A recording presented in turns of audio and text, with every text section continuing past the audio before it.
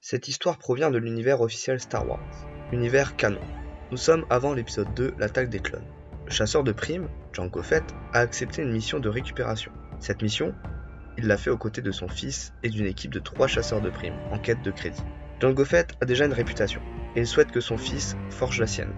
C'est pourquoi il l'a pris avec lui pour le former. En effet, selon lui, on ne naît pas avec une réputation, il faut la mériter. On apprend aussi que Jango Fett a déjà dégoté un super boulot pour un client inconnu et riche. En effet, sur les dunes de Bogden, Jango Fett a une entrevue avec son client, Tyrannus, le fameux comte Dooku, pour qui il remplit déjà un certain nombre de contrats. C'est lors de cette rencontre que le comte Dooku lui demande d'accepter le prix des Kaminoans pour avoir accès à son matériel génétique, pour mettre sur pied une grande armée de la République. Et dans son contrat, il est aussi dit qu'il doit rester sur Kamino quand il n'est pas sur d'autres affaires. Jango Fett s'interroge sur la raison pour laquelle il a été choisi, et le comte lui répond que sa réputation en est la raison. En effet, c'est un chasseur efficace et discret. Jango Fett comprend aussi que la raison est aussi raciale. C'est un humain.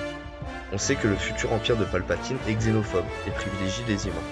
Et c'est aussi certainement la raison pour laquelle le futur empereur, mais aussi son apprenti, Tyrannus, ont choisi Jango Fett pour cette tâche.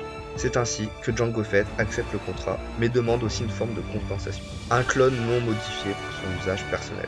Il parle donc de Boba Fett. Le jeune Boba Fett émet des réserves. Il ne comprend pas pourquoi son père partage cette mission avec lui, d'autant plus avec des chasseurs de primes qu'ils ne connaissent pas. Et son père lui répond que la leçon de cette mission est de prendre en compte l'inconnu. L'équipe se rend donc sur la planète Ord Mantell pour récupérer vivante la fille de leur client. C'est un succès, mais la famille Fett est trahie par 2 de leurs complices qui veulent récupérer la rançon juste pour eux, et ils prennent en otage Boba. Cependant, le jeune Boba a déjà été formé par le programme des Kaminoans, mais aussi par son père. Avec un blaster qu'il avait dissimulé sur lui, il élimine facilement les 2 chasseurs de primes. Et en ce qui concerne leur dernier partenaire, Jango laisse le choix à son fils de l'éliminer ou non. Boba pèse donc le pour et le contre, et lui laisse la vie sauve, s'il renonce à sa part. Un marché qu'accepte leur complice, un Rhodien. Jango Fett interroge son fils à propos de sa décision, et on comprend que Boba a déjà la tête froide et la réflexion d'un chasseur de primes. On comprend qu'il raisonne comme son père. En effet, Boba lui répond qu'il veut que le Rhodien raconte aux autres chasseurs de primes ce qu'il s'est passé, ce qu'il se passe quand les fêtes sont doublées.